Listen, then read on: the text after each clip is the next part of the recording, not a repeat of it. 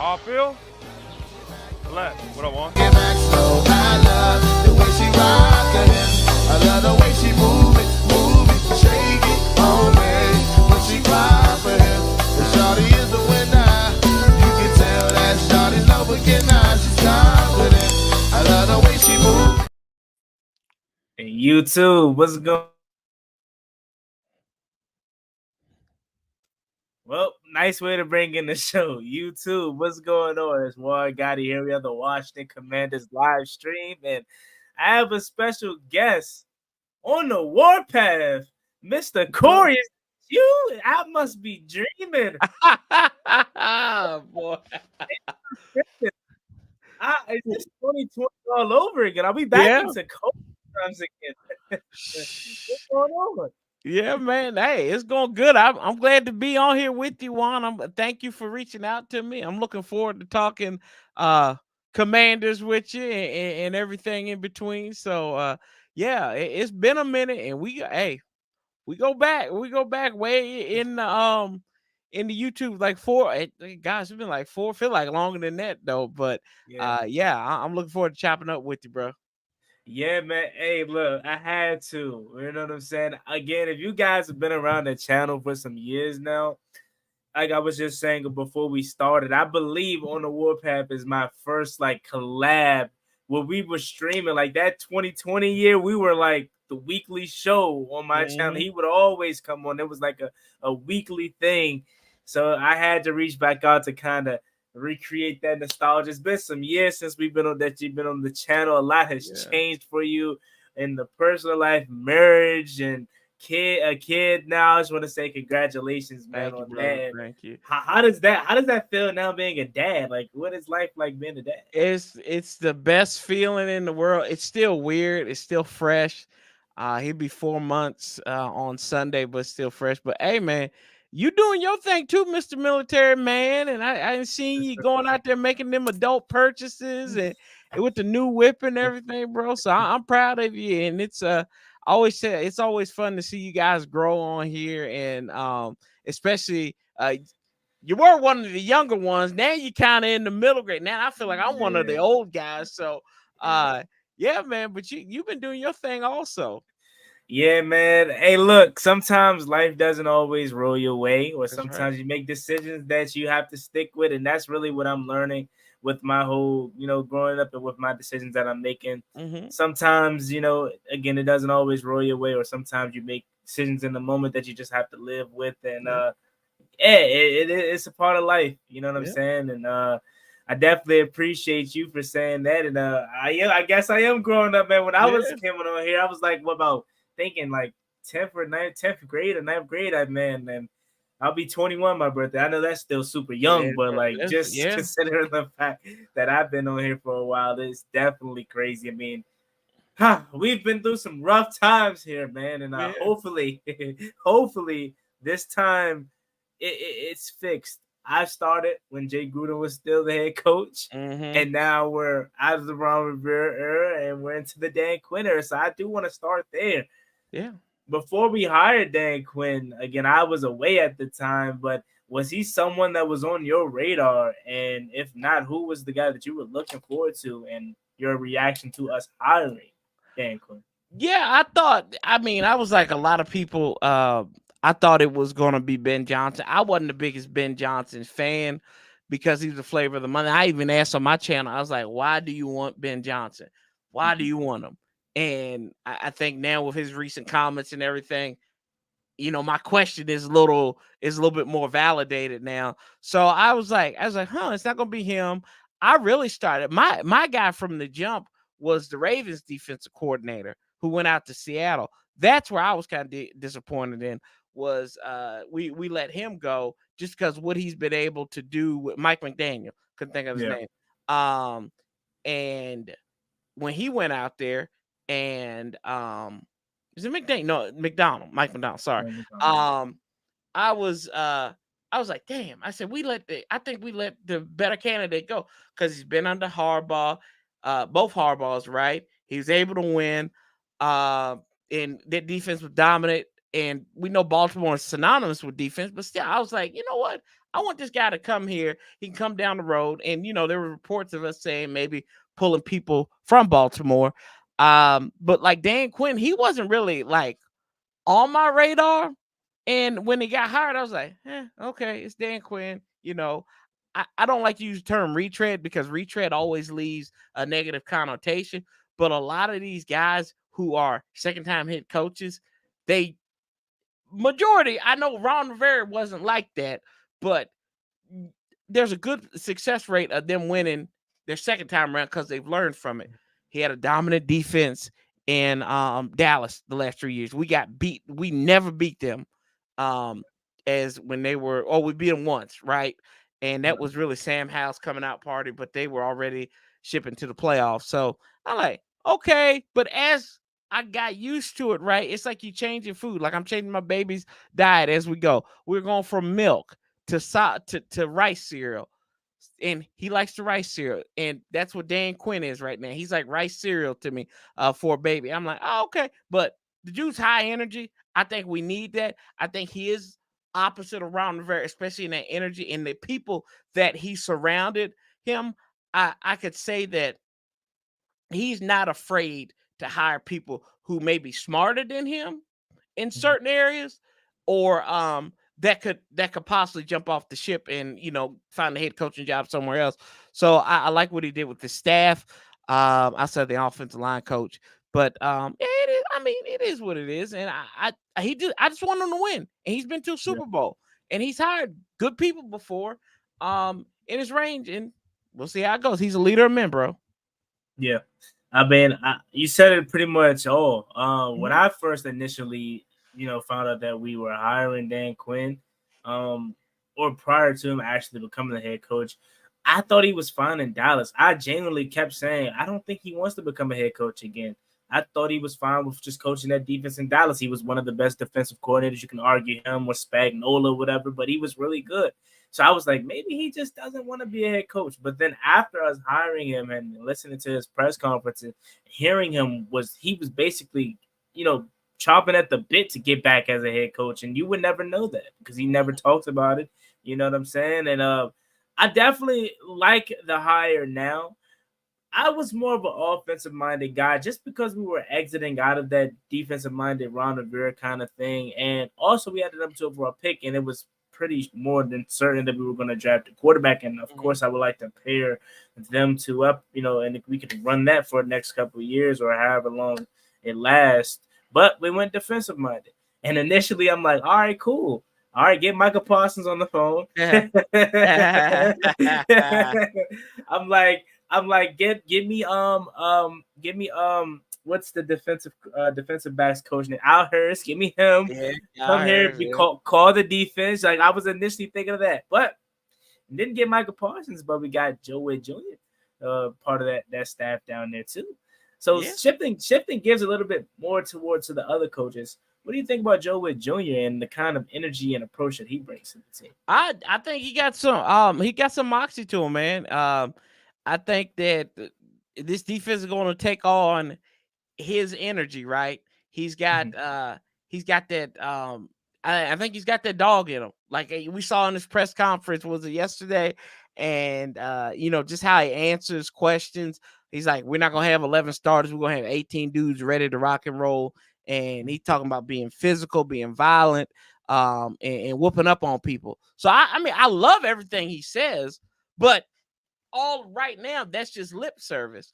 So I love what he's saying, but also we got to take this with a grain of salt and realize that the product, we won't see any results until September on that. But I love everything that I've heard from him, and he's part of that staff down there in Dallas, and that Dallas defense, especially in the secondary, which that was his specialty too. They were dominant. So I like them. Let's go. Like, I mean, come on now, dude. You talking this stuff. So I don't want to be sitting here in mid-October and be like, what in the ham sandwich is this defense doing right now? But for all intents and purposes, I like what I'm hearing from him so far. Yeah, I mean, and then, like as you mentioned, it's secondary is a specialty. Turning guys like Deron Bland into stars, Jordan Lewis, Curse, Stephon Gilmore, you know, an older veteran who is an all-pro, but still playing good at his age. Why he's not on the Washington Commanders right now, I don't know. I feel like he's the missing piece for the secondary as far as a veteran presence. Understandably so, he probably wants to go somewhere where he's going to win immediately, but I just feel like at least reach out to him. But that's another conversation for another time. He has a secondary always on lock. And you come to Washington, where our secondary was pretty much trash last year. Ain't no pretty much good, bro. It's straight garbage. Look, I try to be a little bit nice with it, right? But I guess it ain't no nice for what it was last year. No. We sat down and endured this stuff. And if you endured every game, you can call it what it is. It was straight dog feces. That's exactly what that secondary was. AJ Brown was like, his eyes was bright every time he got a chance to play us. He loved it.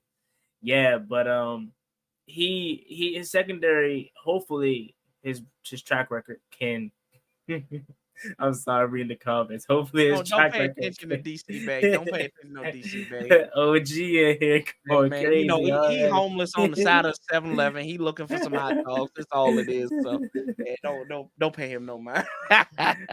No, but the secondary needs some work, and that's definitely something that I hope he can, you know, change here with the, you know, departures of guys like Kendall Fuller and Cam McCurl, and bringing in Jeremy Chinn and Mike Sanford still and stuff like that. So hopefully these pieces that we're bringing in can be better. Right. Now, when we look at specific players on the defensive side of the ball, how can I not start the conversation with Emanuel Forbes?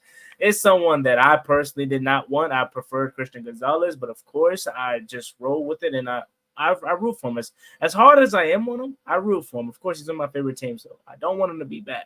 However, I just don't have the confidence, you know, that he will turn out to be that 64th overall pick. How do you feel about Emanuel Forbes? You know, I guess prior to last season, and then how you feel about him now and his chances to turn it around with this new staff? Like, I don't blame all his failure on him. I blame a lot of it on the coaching staff. They put him in bad situations. You know, there was no safety help against AJ Brown multiple times, right? And then they benched him in between his starts against AJ Brown, his games against AJ Brown. He was getting cooked against Chicago. They just sat him down.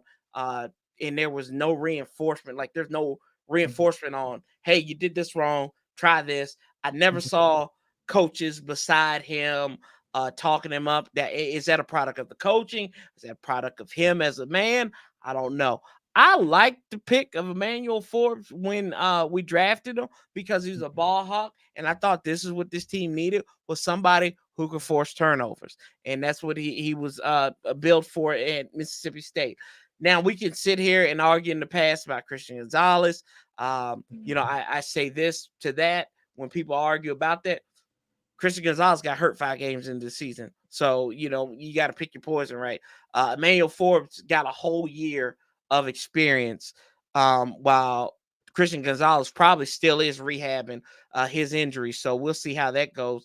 And, you know, did New England really get better on the defense side of the ball as far as coaching goes? So can he supersede that and with Christian Gonzalez? But Emanuel Forbes, I mean, I think he got a raw deal. He was with a lame duck coaching staff. His position coach was a former high school coach, although he was on the Raiders with Jack Del Rio. You know, I think if Chris Harris was in here, I think he would have been a little bit more competitive. And then when you're in a room of guys who don't really take it seriously, like there was only one professional, I would think, in that room, in Kendall Fuller. Benjamin St. Juste, he celebrates every time he makes a positive play, and he makes a lot more negative plays. Yeah, that I hate that move. I hate that. Really, I got the other one for you. Yeah, like I hate that so much because it's just like you've done nothing. You sit here and got cooked. Burnt toasted coffee time. I guess in Canada, when they get burnt up for big plays and everything, they just celebrate. We don't do that here in America, Ben St. Juste. But I mean, he would like St. Juste was garbage last year. The secondary was like he was Benjamin St. Garbage Juice. That's exactly what he was. So he's not learning from people. Kendall Fuller's not here this year. So I want to give him the benefit of the doubt. Yeah. But I also understand that he's got to be better.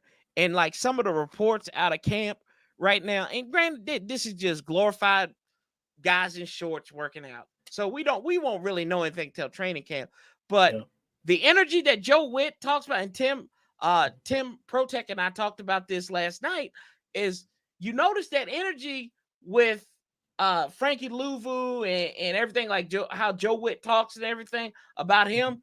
It's not as much energy when he's talking about Emanuel Forbes. So I'm like, I'm concerned for the young man. I want him to succeed. And then also, like, I'm sorry, bruh. Can we like start a fund to feed this brother or something? Because apparently the boy looks like he's on the commercial. You know how like when you growing up and you was watching like Cartoon Network or something, and it's Toonami, and they will play the Feed the Children ad, and they be like in the eyes of the angel and everything. Like he literally looks like one of them young men from overseas that we need to send like porridge to and everything. That's what Emanuel Forbes looked like. Feed that brother. He like, dude, he had toothpicks sitting up against the fan down there at this camp. You can't be a professional and look like that, man. Like I joke and I say, hey, he looks the way he plays, hungry. So there's more to be added to it. I'm glad you saved that for last. I was a little bit worried that you weren't going to mention the weight concern, because that seems to be the biggest issue with everyone. Yes. And how can it not be? I think a lot of people, I think last week we were talking about how his weight is a concern, and someone tried to say, well, Darrell Green was small. The difference with Darrell Green is he was small in height, not weight. He was a thick guy. Yeah, he was a thick guy. Yeah. Yeah, so I really don't know. I can't really say. Again, I want to be wrong. I'm already ready for the smoke. I harp on him too much, so I'm already knowing if he's good this season, I'm going to get it. And I hope he's good. And I want people to come back and say, Juan, you were wrong about this. He actually turned out to be good. I'm not one of those fans that want to be right so my team could be wrong. I want to be wrong and my team be right. I don't get why fans would rather be the other way. That's never me. But right now, I'm just not really high on him. And you look at the rest of the secondary, I like Mike Sanders still. What am I going to get out of Michael Davis? I'm not really sure. He fits the build too now, Juan. Like Mike Davis fills that build. Like they want them tall, slender corners. Yeah. So like not in slender, I mean like more like height wise, not weight like Emanuel Forbes. So yeah, and that's why. And that's why I think we should get Gilmore. Not only are you getting a veteran presence in that secondary that can lead the way, but he still can play at an all-time, at an all-time high level as he did last year. So that's why I'm just not really comfortable with our cornerback room, if that sense as a whole. Now Mike Davis could come in here and be solid for the year, maybe, but I'm just not high on none of those guys. I'm a BSJ fan, but I think he commits too many penalties. If he could learn how to not be so handsy and look back for the football, I think he'll be solid, but he doesn't know how to play flag-free football. In a sense. Now let's transition a little bit to the offensive side of the ball. I see people in the comment section, so let's go ahead and pause and give some of the people in the comment section a shout out. My guy Scale, what's going on? My first ever channel member. Shout out to you. Appreciate you for coming through. Creeflu, hopefully I said that right. Maybe. The Don, what's up? Alon said, yes, we did actually hit 7K today. Shout out to everyone for subscribing to the channel. Congratulations, bro. Congratulations. Thank you so much. My all-time goal is 10,000 subscribers. I know everyone loves to shoot for, high numbers and have their own little goals, but my goal has always been 10K, and I'm satisfied with that. So whenever I can reach that at some point, man, that's going to, be an outstanding accomplishment for me. But I know it's one step at a time, and I'm thankful for anybody who takes time to subscribe to not even just myself, but anybody in this community. That's right. You know what I'm saying? Because at the end of the day, we're just fans just like you all with an opinion just like you. So I appreciate y'all for, subscribing and checking out my channel and, and liking the content. More stuff on the way. In this summer, we're going to be doing a lot of fun stuff. And I'm going to actually try to get out to training camp for the first time ever this summer. So hopefully that goes the right way.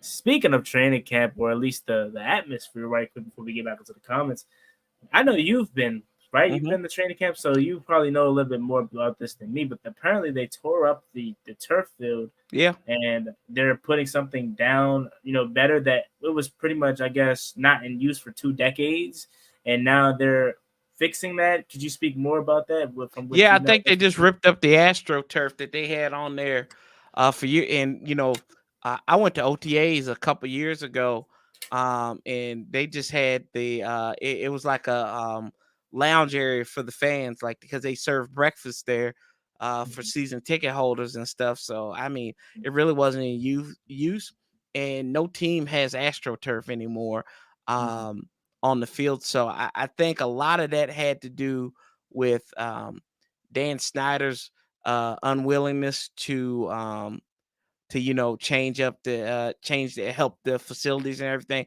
And I think this also is part of that Josh Harris group of fixing the facilities, because I think they took that F- or whatever they had on the facilities to heart.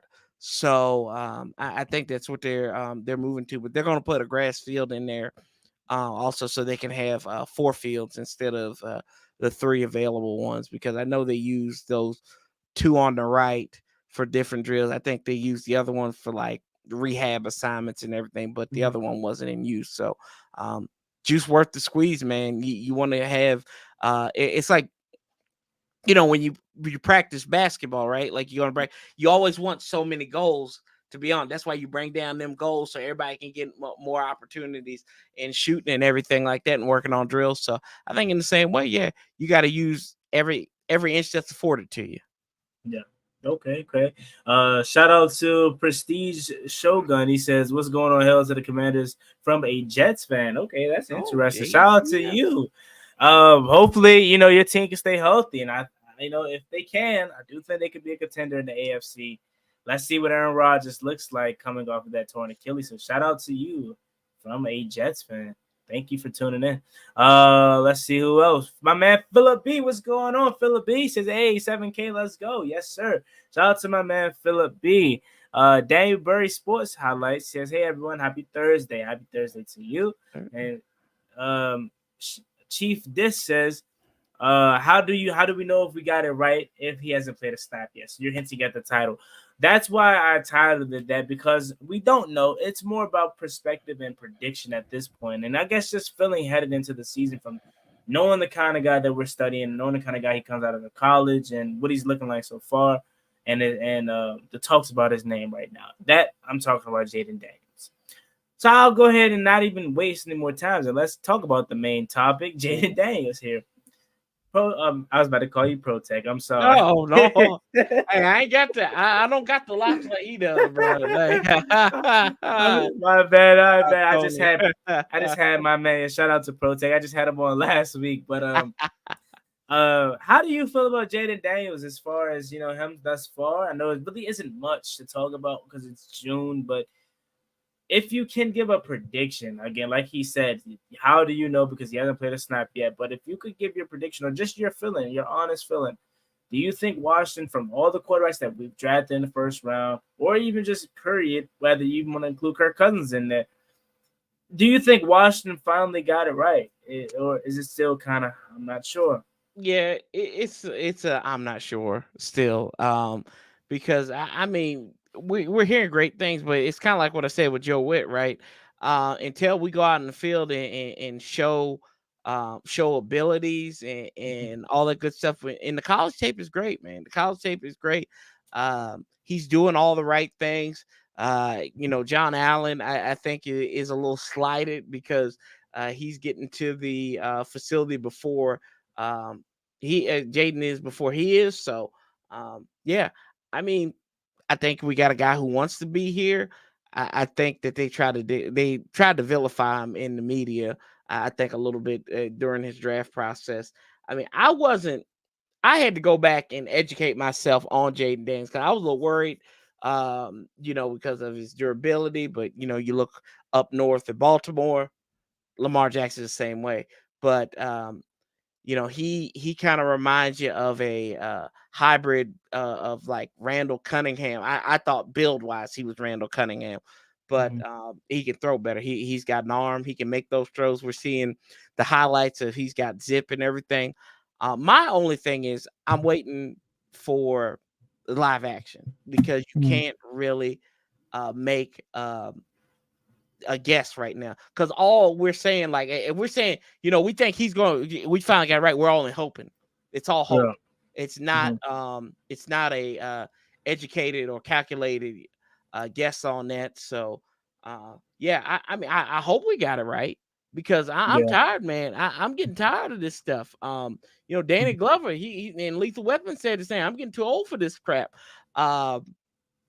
I mean, I've seen too many good quarterbacks come through. I've seen a whole lot of bad quarterbacks come through here. Like, I mean, my quarterback, the two best quarterbacks I've seen, three I've seen, is Brad Johnson, who had I think threw 41 touchdowns in 99. So that was before your time. And who else had RG3 that 1 year. So it was and then Kirk Cousins those 2 years towards the end of his contract here in Washington, and all those guys were basically escorted out of here without a whim. I mean, Brad Johnson, they replaced him with Dan Snyder was trying to replace him with Jeff George, and that didn't work out too well. RG3, Kirk Cousins, they were drafted in the same draft. I could go on about the Mike Shanahan stuff. It sickens me, but I'm not going to touch it. But I think Robert was his own worst enemy. So, yeah, man, I don't know if we can say if we got it right yet, because we got to get some. I got to get him to win some games. I got to see him go through adversity more than anything, and how it comes out, because you're going to go through adversity. This isn't going to be a cakewalk for you. Yeah. So how does he deal with that, and how does he rise out of those things? Or is he going to let him beat it, or is he going to let it beat him down? But yeah, man, that's essentially why I titled it, that, because I mean, it's all prediction and speculation at this point. No one knows, I know year in and year out, I always try to hype myself up for this team and try. Is he going to be the MVP this year, Juan? Is he going to be the MVP? Hey, no, man, I forgot I even did that. I never let you live that down, bro. I will never, ever. God rest his soul. God rest the way. Look, I had to. I'm going to be honest with you. See, even harder, if you guys don't know, I predicted Dwayne Haskins in 2019 to be MVP. I'm going to be real and let you know why I did that. Giants fan, this is when I was first coming on. So it was Daniel Jones and Dwayne Haskins, obviously, that year. And Giants fans would troll me so hard about how trash Dwayne Haskins was and how good Daniel Jones was going to be. And I had enough of it. So I had to say something outlandish, because they wouldn't stop trolling me. And they stopped trolling me after that day. But no, shout out to to Dwayne Haskins. Unfortunately, life taken too early at a young age. But may God rest his soul. Gone too early. But yeah, man, back to Jayden Daniels. I definitely understand where you're coming from. But every year, like I said, I try to hype myself up and try to say, yeah, this quarterback. The only time I genuinely did not feel comfortable about a quarterback was the Ryan Fitzpatrick year. Oh God. That year I was like, I don't really see it. Like, even Carson Wentz, I tried to hype myself up about him.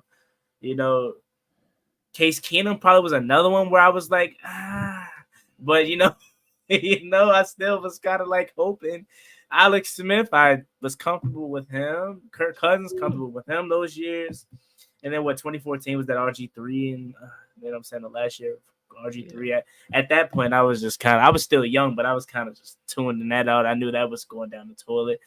But yeah, man. So too early to really tell and give an opinion on it, but I want to say we do. I want to hope we do that. I mean, I know they say this every year. The beat reporters say this every year, but I can actually believe it this year, potentially. Like, the energy is really different. It looks like we have a coach that actually knows what he's doing. I think what more excited me more than Jayden Daniels is Cliff Kingsbury. Like, the fact that he actually played the quarterback position, he can just worry about coaching offense and the quarterbacks, the track record he's had with Johnny Manziel, with Patrick Mahomes, with Kyler Murray, and then with Caleb Williams last year. I think that's what excites me the most about his potential, is that we have a guy that I think can take him to the next level, and he can get a lot of credit for it. Speaking about Cliff, what do you think about him? Was you on board with that hire? I know they were talking about Chip Kelly and all that stuff when I was gone, but Cliff Kingsbury was the hire at the end of the day. How do you feel about that? I'm not the biggest Frankenberry fan, as I like to call him. I think that he's as a head coach, I don't know how he was able to be a head coach. He had a losing record in college and all this stuff. I mean, really, it's his first chance to really be an offensive coordinator, especially at this level of the league, because he was a head coach coming from college. Because I think he was going to go to USC under Clay Helton, I think, and be the offensive coordinator. Then that changed. He got hired by Arizona to be the head coach. But I think it's going to be good for him. I think that when we look at him, it's going to be him just focus on the offense. And I think they've surrounded him with a good staff. Brian Johnson from Philadelphia comes over. He's passing game coordinator. You got Anthony Lynn, former head coach, a running backs coach, a darn good running backs coach right there. Bobby Ingram comes back as a wide receivers coach. Tavita Pritchard, who was at Stanford for all those years. He's come back as a quarterbacks coach. You also have David Blau, who's played in the NFL as assistant quarterbacks coach. And, Bobby Johnson, question mark on the offensive line. And I forget who the tight ends coach is, but I think they had a decent guy coming in there to be the tight ends coach. Yeah, man, he has no more excuses. Yeah. You just focus on the offense. But I think his style of offense will suit Jayden Daniels better in the long run. My biggest question is, what's the running back room going to look like? It's going to be Austin Eckler, who has he lost a step? B-Rob Wright is going to be in there, and how are they going to use the run game? Because that's the one thing about that air raid offense is it's maybe not predicated on the run as much, but apparently they're going to focus on running the ball a little bit more.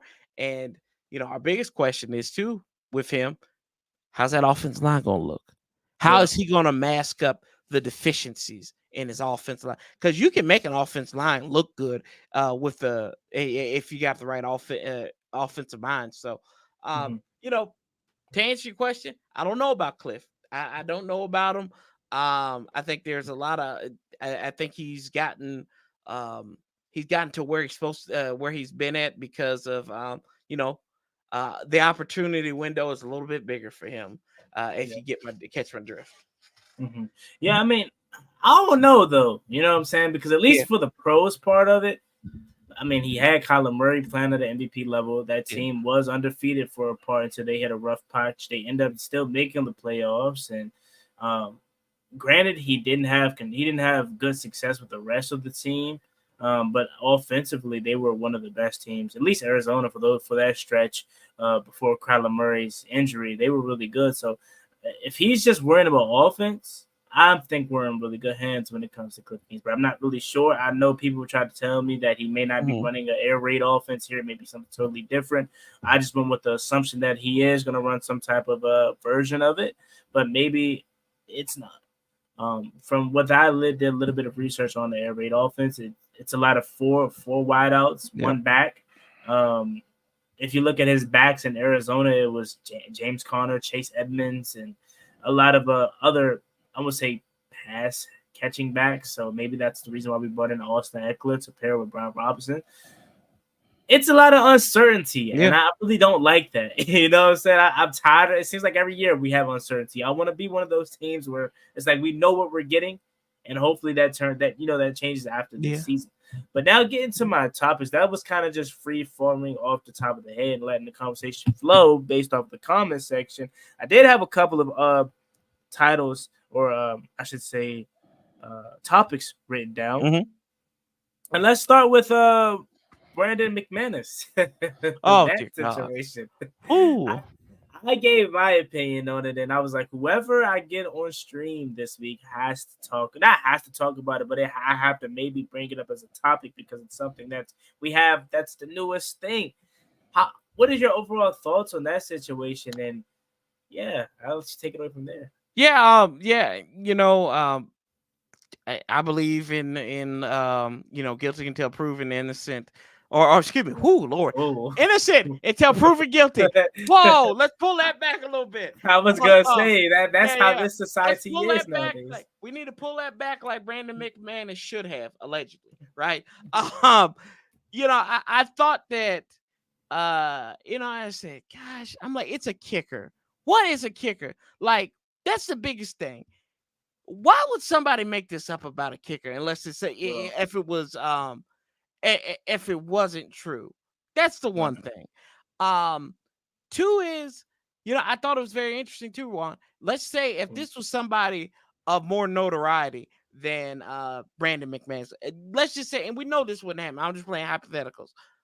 If somebody of Terry McLaurin's credential, John Allen's credential did it, if Jayden Daniels would these guys get cut? Probably not. It ain't gonna happen. I mean, they have all this evidence against Deshaun Watson having extracurricular activities after massages all over Houston, Texas, and everything. But I mean, yeah, you gotta go. Like the one thing is, we are a franchise that's in rehab. Like literally from top to bottom, whether you agree, whether you love the name or you hate the name, or Ron Rivera, Dan Snyder, all these years of turmoil and everything, and just doing the wrong thing. Sometimes you have to earn back the benefit of the doubt. Washington has to earn back the benefit of the doubt. I think them releasing Brandon McManus was key to earning that benefit of doubt back. I think it's something they had to do at the end of the day, and I think they did their due diligence.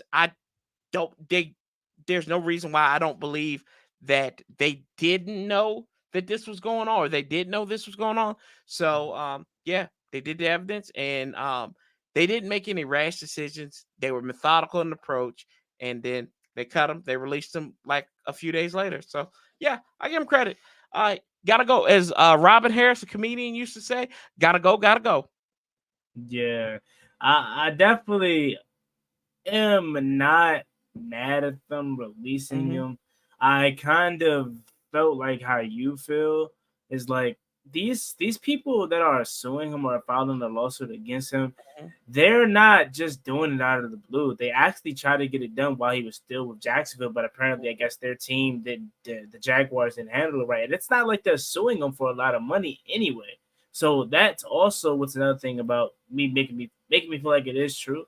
Again, I don't want to speculate or assume, but if you look at some of the reports, they had like alcohol and marijuana on the plane and stuff like that. So things maybe went down, unfortunately, but I definitely get you. You know what I'm saying? With trying to turn the tide from the Dan Snyder era where there was a lot of this going on, you gotta act fast. And that's exactly what they did. He could very well be innocent, but we can't take those kind of chances. Unfortunately, it does leave a hole in our roster as far as who's going to kick for us. Not saying Brandon McManus was just going to be this absolute stud or whatever, but Brandon McManus is an above average kicker. That's something that I'm actually tired of, above average kickers. Why can't we have, just similar to a quarterback, why can't we have a Justin Tucker? Understand his political beliefs, but I'm talking strictly the football player. Why can't we have Harrison Buckner or Chris Boswell or someone that, you just don't have to worry about similar to quarterback? I thought that's something that we were going to handle, even with the last regime drafting a kicker. I'm all for doing that. But now we have us another hole in the kicking department. How concerned are you about that with the season? It's still a ways away, but do you think we'll be able to figure it out by then? Yeah, I think they'll figure it out by then. I mean, you got this Ramiz Ahmed coming in there from the USFL, had the longest kick there, but they just need somebody. They can't body. A lot of these guys, a lot of these teams right now have two kickers on their roster. So, I was looking at Cleveland. They've got Dustin Hopkins and Cade York. That's a funny thing, but you talk about this, Juan, and we've got consistent kicker problems. We've had kickers that we let go when they're in the middle of their strides trying to make their way. Graham Gano, Sean Sweesom. Yeah. Forbath was okay. You know, his problem was on kickoffs more than anything. He was always short lining, but we had Kyle Forbath. Graham Gano, like I said, Graham Gano is lighting up for the Giants right now. So we get these guys. Dustin Hopkins, I think he was did he make it to the Pro Bowl last year or something? Yep. So I he's a believe Pro Bowl so. kicker. So these guys leave us. It's kind of like you know, the coaching staff when Shanahan was here in his last year, right? But we always have these kickers, but we never give them a long enough leash to work through their problems, and they go somewhere else and they become consistent performers. And you know, so we've had these guys here, but the patience runs thin on them. And then we get guys like a dude named Blewett and everything. You know, so Chris Blewett, man. Yeah. that was set up to fail to begin with. No, but I definitely agree with you. Seems like they always leave us and turn out to be really good. That is definitely for sure. But I mean, at the same time, when it was time to move on from those guys, I wasn't really totally against it. Like, especially the Dustin Hopkins one. From what he did in 2016, I still was surprised about how he stayed around so long. From that 2016 season where we was over there in London and we should have won that game, and so many other missed kicks, I was kind of surprised he hung around for as long as he did. You speak about Graham Gano. I mean, I know who he is. I watched a lot of Graham Gano growing up, but I can't really tell you I saw what he's doing now in his future. Like, but I definitely understand where you're coming from. It's like we're giving up on them and then they turn out to be really good. But again, at the same time, I'm not really frustrated with them in the moment because they're there in the moment. What about that guy? Gonna be an All-Pro kicker next year. Watch you watch what I say. Yeah, he's on the Patriots, right? Right. Yeah, he's on Jacksonville. So it's pretty much like we traded kickers and then Jacksonville cut him, and now he's up in New England, so they're gonna have a kicking competition. But I didn't even want us to cut Joey Sly. Like, I mean, I knew he wasn't perfect last year. Like, he was kind of struggling a little bit, but I kind of was fine with Joey Sly. He was kind of becoming the new Dustin Hopkins for me, where it was like he's not really that good. He's not bad. It's kind of just like, you know what I'm saying? He'll have his little streaks where he's not missing, and then he'll have his little times where he is. But it seems like we decided to go in another direction, and then that direction ultimately didn't pan out. Now, that's something that I'm interested. Did they know this prior to getting Brandon McManus, or is this something that they got blindsided by? Or is it just like they didn't think it was something that was that serious, so they was like, okay, we'll take him? Or it's also like it's a kicker, and if it is true, we can find somebody else. So it's different angles you could think about it from how they approached it, but it is definitely unfortunate that that did go down. Shout out to my guy, Big Simple 422, my man Redskins 007, my guy Ed Oliver. What's going on, Ed? He says, "Sup, y'all?" Yeah. Shout out to Ed Oliver. Congrats on the new car one. Thank you, my man. I appreciate it. Redskins 007 says Jaguars might need might be the new villains in the league after this lawsuit. Let's see. Ed says Ramirez Diddy. Oh my gosh, Ed. Come on now, bro. Ed low-key wild, man. He's low-key wild. Man. Big Simple says we need to bring in another kicker for competition. And that's what I said in my video. I don't think they're done with this. I think they're going to bring in a couple more kickers just to see who they can find. Who was that guy that we had a couple years ago? That same year when we had Chris Blewett and all those. Brian Johnson. He made the game winner versus the Raiders. Yeah. Not necessarily saying he was going to be good, but like we kind of just let him go after too. But yeah, man, kicker's another position where we're kind of struggling. Let me go ahead and pull up my next topic that I had to cover for you. Next is Justin Jefferson's contract and how it affects Terry McLaurin. Now, this is what I have to say about it, and I'm going to let you give your opinion, because I know a lot of people was like, "Whoa, Justin Jefferson, Terry McLaurin in the same sentence. That's crazy." Just hear me out. So as we know, Justin Jefferson just got paid an absolute bag, $140 million contract with 4 years, 110 guaranteed, and 35 roughly is his annual salary. Now, the reason why I said it affects the Washington Commanders is because think about it like this: when the year we paid Terry McLaurin 2 years ago, $22 million is his annual salary. Look at guys like Justin Jefferson making $35 million a year. And I know Terry McLaurin is not Justin Jefferson, but look at people under him. Amon-Ra St. Brown. I will put Terry McLaurin in that same discussion, same section as Amon-Ra St. Brown. Me personally, I know he put up 1,500 yards last year, but look at the, I know you're shaking your head, but like look at the targets he's had. Yeah, compared to Terry McLaurin. I put him in that Jalen Waddle discussion as far as receiver ones and stuff like that, and they're making $30 million a year. So what I'm saying is, I think we paid our guy at the right time, and Terry McLaurin came in around the right time. Because just imagine if Terry McLaurin was just getting paid his money. Even if he didn't put up the stats that Amon-Ra St. Brown just put up or Jalen Waddle put up, he probably still would command 28, 29, $25 million, $26 million around that time. And then that's kind of high for a Terry McLaurin kind of guy, right? So that's essentially what I'm saying. Not saying he's Justin Jefferson or in the same discussion as Jay Jettas, because he's not. That kind of money is worth it. I'm just saying, look at how the market is panning out anyway. All these receivers, even if they're not Brandon Ayuk, he's really good, but he's not a Justin Jefferson. But he's about to get paid nearly $30 million, if that. I think Terry McLaurin just came at the right time, because even if he didn't pan out to be Justin Jefferson, or in your case, since you shook your head at the Amon-Ra St. Brown thing, even if he doesn't pan out to be Amon-Ra St. Brown, he would still probably be commanding that kind of money. So I think we kind of got our guy at the right time. And he's 29 years old, that he's not the typical 29-year-old where it's not a lot of tread on his tires. He came in at 24 years old, so his 29-year-old is kind of still fresh. I think we got our guy at the right time, and I still think he hasn't hit his peak with the quarterback situation.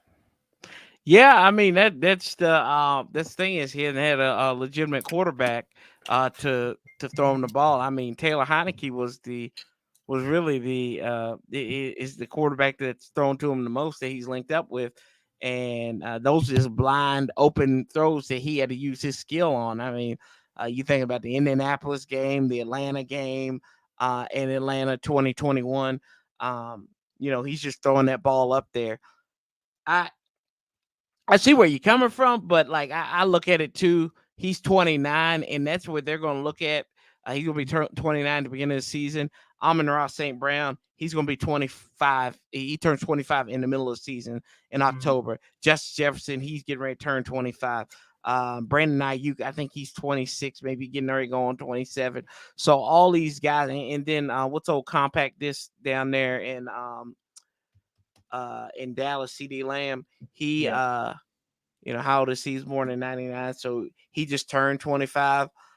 So that I think you've got 4 years a difference in the NFL. That's a world that's changing a franchise in that time, So look at the time it took to change the Detroit Lions. So yeah, we paid him at the right time, but I don't think he would be commanding this much money. I think we still were looking at maybe even probably at this adjusted market, probably like $26, maybe $27 million a year for somebody like him. So yeah, we probably dodged a bullet, speaking, because that just drives the market up even for those lesser tier wide receivers. I think Terry's like middle to low middle of the pack when it comes to the wide receivers in the league. I mean, I think if you draft, I think you're talking about he's probably like the 18th, 19th best receiver in the league. And that's where I was kind of just that's where I was making my point, where it was even if he was he's 29, you know what I'm saying? You said he would be around that $26, $27 million range if he was getting paid now. Are you willing to pay that to him if he was getting paid now, considering what we have going on?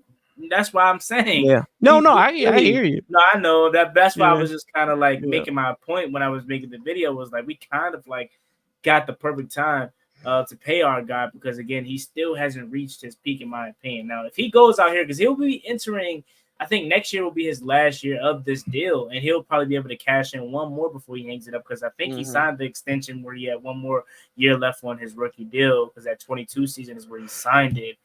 So he would have one more time to cash in on the deal, and maybe this is the year he finally blossoms, and then you could probably then assign him to another extension get ahead of the curve is essentially what I'm trying to say. Like, right. I know these are two different positions, but look at the Packers. They're trying to pay Jordan Love now, and a lot of people look at it like crazy, like, oh, he had one good year, and they're trying to pay him. No, they're getting ahead of the curve because the longer you wait, the more you're going to have to pay this guy. So that's essentially what I think. I don't think he's Justin Jefferson. I don't think he's none of these other, shoot, I used to compare AJ Brown to Terry McLaurin as far as saying he was better. I can't say that no more. Yeah, AJ Brown is a different beast. Bro. I hear you. AJ Brown's the beast, and now it might be more just considered because he plays for the Eagles and they actually feed their target. And if Terry McLaurin was on one of these teams that had a quarterback that fed him the ball, he would probably be in that higher up discussion. But I can't do that anymore. And I'm just happy with our guy and what we paid him at the time, because right now, even if he wasn't doing what Justin Jefferson was doing, he would still be getting paid close to that much money, and that's just typically how it goes. So yeah, that was just my little topic on that one. Then my next topic I have for you, I'm not really sure how you feel about this because he's no longer our quarterback, but Sam Howell, he addressed what went wrong with the Washington Commanders. And good old Sam Howell, man. I love Sam Howell, bro. I'm really rooting for him. I really wanted him to be the guy here. And I genuinely, like, similar to how you feel like the defense felt Emanuel Forbes last year, I think totally.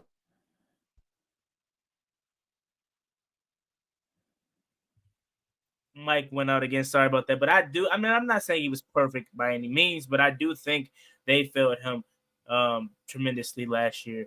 And essentially what he said was, when they asked him what went wrong in Washington, he took the high road. He did what Sam Howell typically does. He didn't blame anybody. He didn't say nobody was wrong. He said, I could have played better. I caused too many turnovers. I was forcing things too aggressive. And essentially what I wanted to bring to your attention was how do you feel? I guess really maybe not have no feeling. I had a feeling about it though, because I was really attached to Sam Howell because I wanted him to be really good. Good.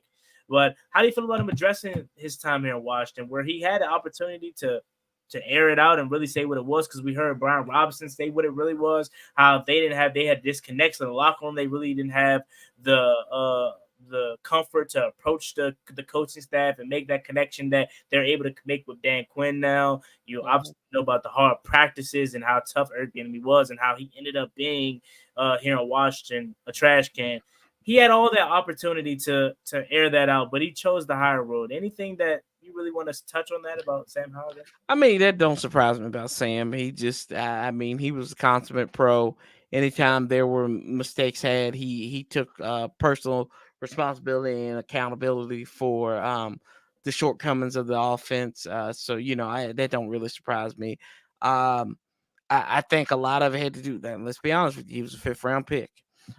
So it's like very Gardner Minshew-esque, right? That's good. And if Sam has a career of Gardner Minshew, that's still a good career in the NFL as a career backup. I just think that he came into a no-win situation. There was no competition for the job. Clearly, Jacoby Brissett, I'm not saying he was the better quarterback, but he was the more ready quarterback, and we saw that when he came off the bench in consecutive weeks, and why they almost started him against San Francisco, right? They failed him, and Eric Bieniemy, for whatever it may be, he failed him because you can't drop back. I think of the Chicago game one, we threw 55 consecutive 50-some passes or 40-some passes in a row in that game, trying to get out a hole that was already dug, that was too big to dig out of. So that goes down to coaching, that goes down to play calling, and they always say your offensive linemen, they like to run block. So why wouldn't you let them run block? And they took that out of their hands, and they're always on ice skates all the time. But Sam, you know what? He never complained. He never complained. And he's auditioning to be the starter here in Seattle. So whatever he says about his time in Washington, if he takes the negative role, that's going to be looked on him as a negative in Seattle. And I thought, credit to Adam Peters and company. They didn't let him linger around. They didn't let it question. They got what they could get out of him and shipped him off to Seattle, gave him an opportunity so he can compete with Geno Smith. And I think they signed somebody else. I think PJ Walker today. So he's going to be able to compete with these guys to be the next start quarterback to the Seattle Seahawks, and he's all in that new program out there. So he's learning with them as well. So I'm always gonna root for Sam Howell. I think he's a good dude, and I want to see him win. I really do. Yeah, again, I know I may be jumping off the rails of this, but I don't feel that way. Again, I'm a huge fan of Sam Howell. Like, yeah, with those 2 weeks were absolutely amazing, man. That Broncos game, like that Seahawks game, like it's so many, and then the 2-0 start. Like, I see it in him. Like, I genuinely see star potential in this quarterback. I think the situation just and again, I'm not saying he was perfect. He had his times where it was like, Sam, what the heck? But I think the situation outshined his actual talent. Again, I think if he was coming into this situation now, not that the coaching staff is super better, because we don't know that yet. We're just assuming. But I'm just talking about the chances that he got. He came in. He started in a year where the coaching staff was on thin ice already. So he was already on thin ice himself, and it wasn't even his fault. So I think it's a reset for him, and I think he's going to take Geno Smith's job. If not this year, for sure next year. I think he's going to be starting for the Seahawks, and I think they got their franchise quarterback for the future. You see how Seattle is one of the teams that you see how Seattle's the team that took him when he had one of his best games against them, if not his best game against them. And they saw that up close and personal how good he can be. So they know what they're getting their hands into, and I think he's going to be really good for them in the future. I'm rooting for him like crazy, and I really want him to be good. How crazy would it be? Like, I know this is just super random and just super probably not going to happen, but wouldn't it be crazy if Washington found a way to make the playoffs this year, and the Seahawks does too, and they match up in the playoffs, and somehow Sam Howell, the guy that's leading the Seahawks to the playoffs, we match up, and I don't know how the outcome would be, but like that would just be absolutely ludicrous, man. And it sounds crazy and far-fetched, but both of those teams play in the NFC, so that anything can happen. You never know how that may turn out. But yeah, that's what I want to say about Sam Howell. And then my next topic that I have for you, I guess that was the last one because we ended up talking about the Jayden Daniels thing. All right, guys, so we have roughly 3 more minutes until the hour mark, and then we'll most likely call it a night because I know the NBA Finals is happening for all my NBA fans. You're going to be tuning in for that. So kind of got you right into well, I think it may have already started, so maybe it already started, but we'll be getting out you guys' way here soon, and you can get back to watching that game. What do you think about the Vikings' new white uniforms? Oh, they're not. Those things are lit, man. I that helmet is cold. Like I like that helmet. I think that it looks better than the Bengals. I don't care what anybody says. It just looks clean. I wish we had uniforms like that just look clean. With the primary colors and everything. I wish we had a white helmet. That would be nice if we had a white helmet with the burgundy W. I think that would look sick. But that would absolutely look crazy. The white helmet with the W on the side. That would be nice, man. I ain't gonna lie. Because I mean, we have the uniform for it. Just swap out the helmets. Yeah. We still they gotta work on them uniforms. So them road uniforms are gosh. You don't like them? That's actually my favorite. I like the white, bro.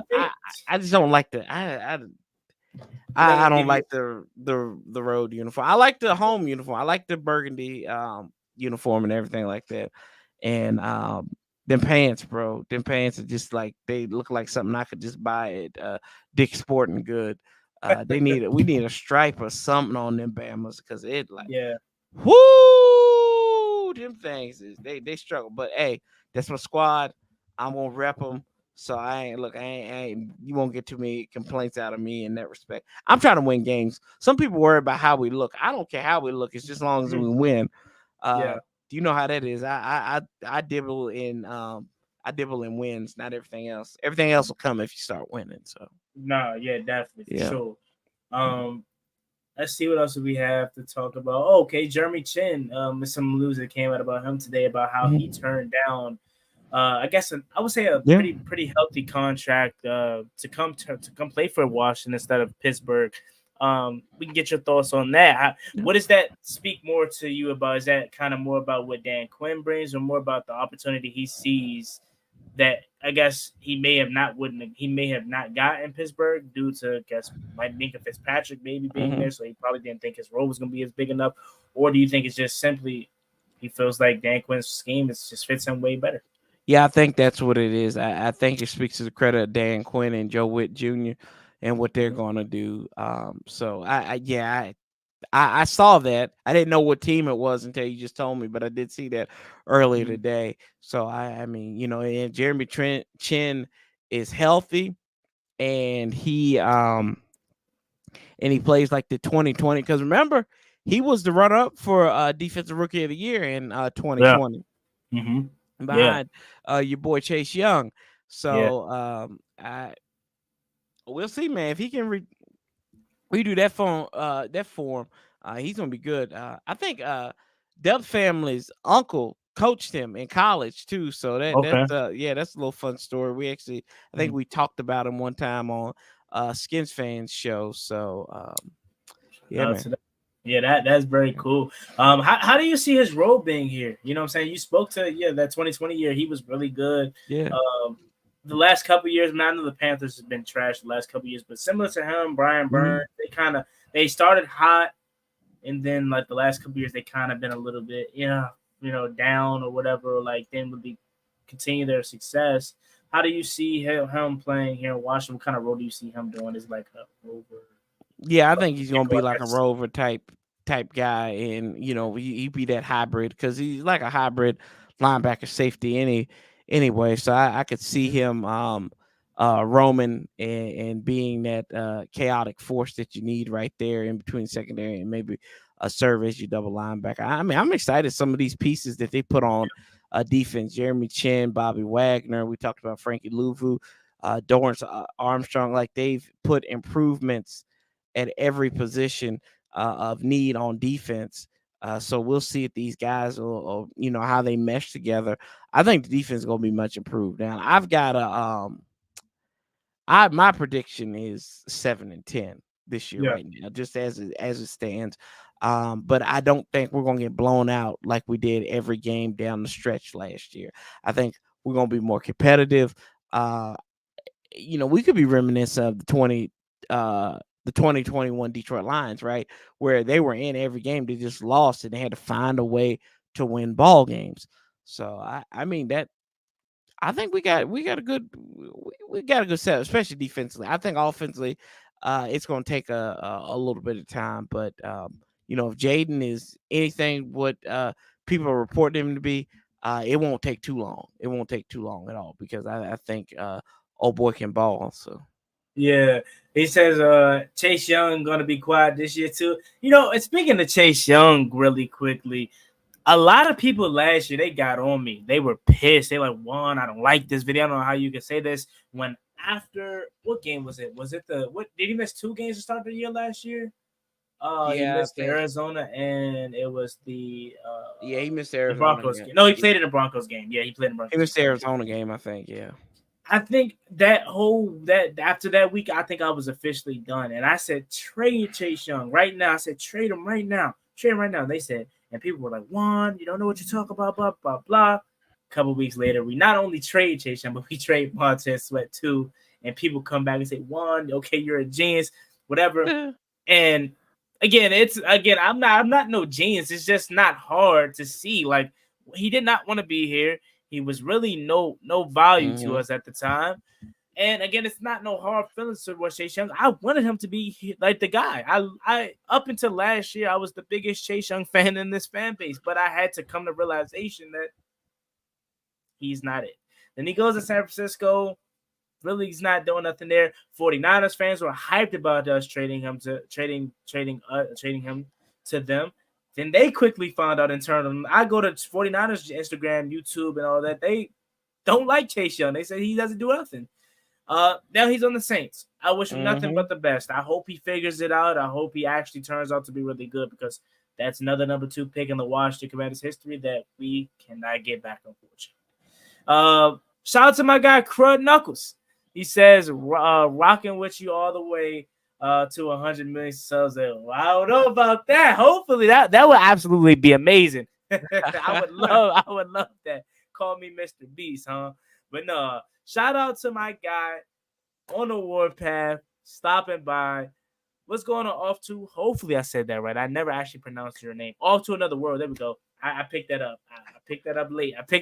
I'm good. Shout out to my guy off to another world. Picked that up late.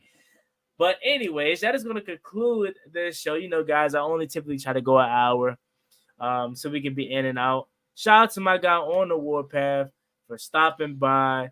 Appreciate you for coming on. It's been a while, been a couple years since we chopped it up, but I definitely look forward to doing this more often now that we're back in full effect. Our team looks like it's heading in the right direction. It is summertime, so we got roughly about a month and a half until we get some more training camp news and the real football season really starts. But new dad here. Yeah, man. New dad here, Yeah, man. So bro. I know you got a busy schedule ahead of you, but I appreciate you carving out some time for me. Any last words you have for the stream, and let everybody know where they can find you? Yeah, you can find me at Sanchez405 on Instagram, Twitter, on the Warpath here on YouTube.